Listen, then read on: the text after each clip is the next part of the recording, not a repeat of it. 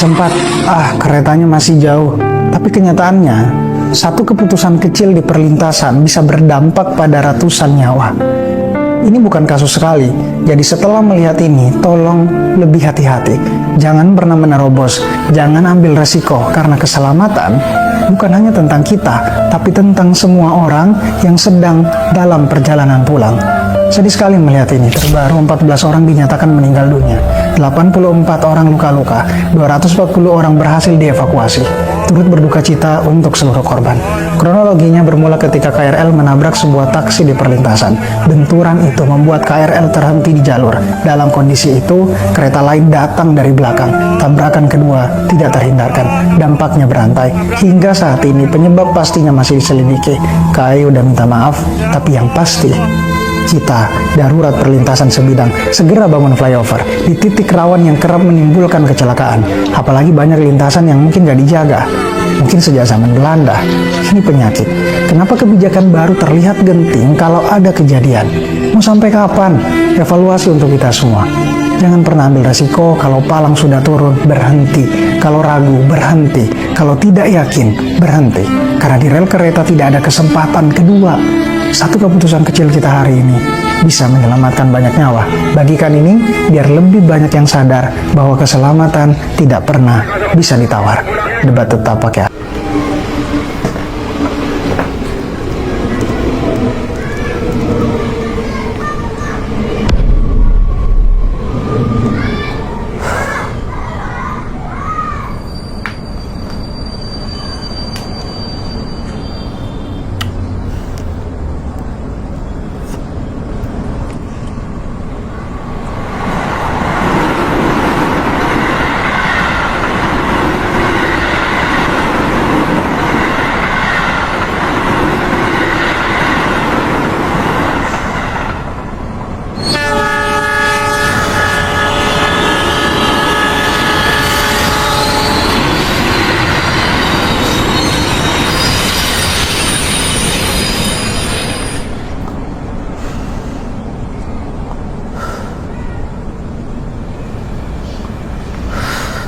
Assalamualaikum, sampurasun, lujeng enjing wargi Jabar dan seluruh warganet dimanapun berada. Kami menyampaikan duka yang dalam atas musibah tertabraknya KRL Jakarta Kabupaten Bekasi, khusus pengangkut penumpang perempuan oleh kereta api cepat Agro Bromo Anggrek Jakarta Surabaya. KRL tersebut berhenti disebabkan karena adanya taksi listrik yang mogok di lintasan rel kereta api, sehingga menimbulkan korban meninggal dunia dan dirawat di rumah sakit, dan masih ada 4 orang yang belum bisa dievakuasi dalam keadaan terjepit. Untuk itu, pemerintah Provinsi Jawa Barat, 1. menanggung seluruh biaya perawatan rumah sakit pada semua korban yang dirawat. Yang kedua, akan memberikan santunan kepada yang meninggal masing-masing 50 juta rupiah. Semoga peristiwa musibah ini adalah peristiwa yang terakhir. Untuk itu mohon doa pada seluruh warga Jawa Barat agar keluarga korban ditabahkan dan mendapat kesabaran menghadapi musibah yang dialami ini. Demikian, terima kasih, salam untuk semuanya. Hati-hati di jalan, hati-hati di tempat pekerjaan, dan hati-hati di rumah, karena musibah bisa terjadi kapan saja tanpa diduga oleh kita semua. Saya ucapkan belasungkawa atas nama pribadi, atas nama pemerintah.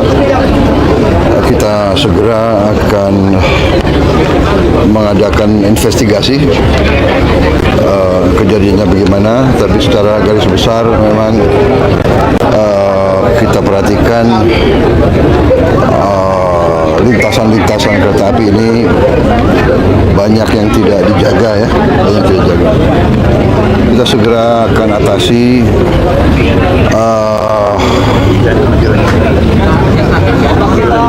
pemerintah daerah Bekasi telah mengajukan dibuat flyover karena Bekasi ini juga padat ya, dan keperluan kereta api itu sangat penting, sangat mendesak. Jadi saya sudah setujui segera dibangun flyover langsung oleh bantuan Presiden. Kemudian di Jawa ada 1.800 titik yang juga lintasan seperti ini. Ini dari zaman, saya kira dari zaman Belanda ya sudah berapa puluh tahun nih. Sekarang ya sudahlah, kita selesaikan semua itu. Saya sudah perintahkan segera kita akan perbaiki semua ya lintasan tersebut ya, dengan apakah dengan dia lakukan pos jaga atau dengan flyover ya. Nanti pelaksananya kita tunjuk. Kita perhitungkan sekitar hampir 4T ya, 4 triliun demi keselamatan dan demi karena kita sangat penting, kita sangat perlu kereta api dan kita harus keluarkan itu. Hanya sudah berapa puluh tahun tidak dilakukan, kita sekarang lakukan.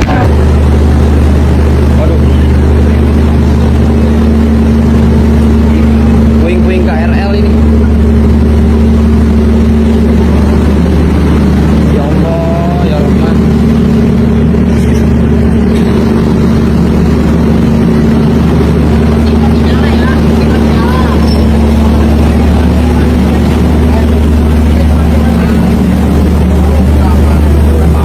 Waduh, sampai tembus begini, ya Allah, ya Rahman.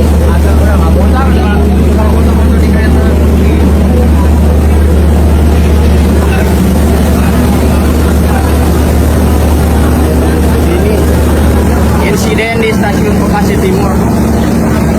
Ini kereta api Argo Bromo Anggrek. Ini menabrak KRL yang lagi berhenti. Lihat.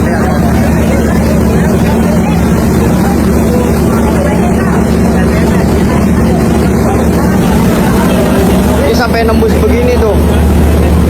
Ini lokomotif nabrak KRL sampai nembus. Ini gerbong wanita, khusus wanita.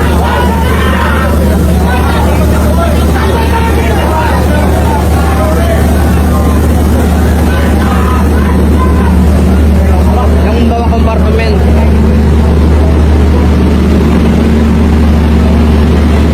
Innalillahi. Sampai parah begini.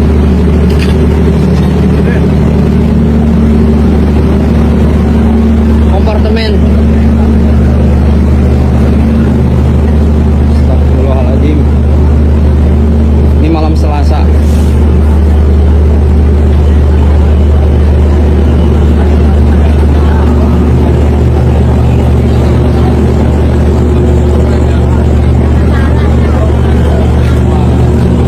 Tuh, anjlok keluar penumpangnya.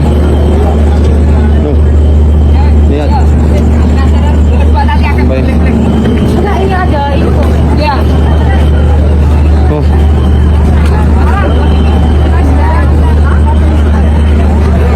Ya Allah, ya Rahman. Oh, ini saya bersama salah satu penumpang kereta api Argo Bromo Anggrek. Dengan siapa, Mas? Dimitri. Oh, pernah ini satu kontak ya?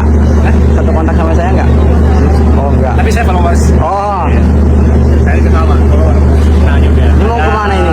Ini sana pulang dari Singapura tadi, dari Gambir tadi jam 9 tadi. Oh. Kebetulan tadi udah lewat Bekasi, sambil live juga sih dari awal. Oh, pas lab Pas ke ini di dong. dalam, kita live sambil live di gerbong tadi, pas kejadian juga tadi.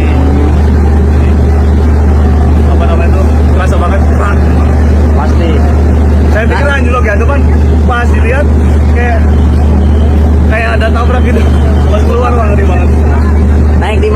eksekutif. Saya eksekutif satu nih, yang ini nih. Eksekutif satu. Yang Mas, ini tuh. itu sampai anjlok begini. Nah, jauh ya. Lama di eksekutif, kirain kompartemen. Mudah-mudahan lah. Wah, ini gimana nih? Jadi terhambat begini Ya, perjalanannya. saya belum tahu informasi lebih lanjut ya. Saya udah nanyain tadi masinis lokomotif Argo Bromo tadi selamat ya. Saya juga tadi udah Alhamdulillah. wawancarain. Alhamdulillah selamat. Tapi nggak tahu tuh ini sekarang lagi. Wah, ya. KRL Saya itu tahu parah banget. belum ada informasi lebih lanjut untuk penumpang Argo Bromo Anggrek seperti apa ya. Ya semoga penumpang KRL bisa selamat semua ya. Ablangnya paling Amin, belakang. Allah. Amin. Makasih ya, makasih. Terima kasih. Ya.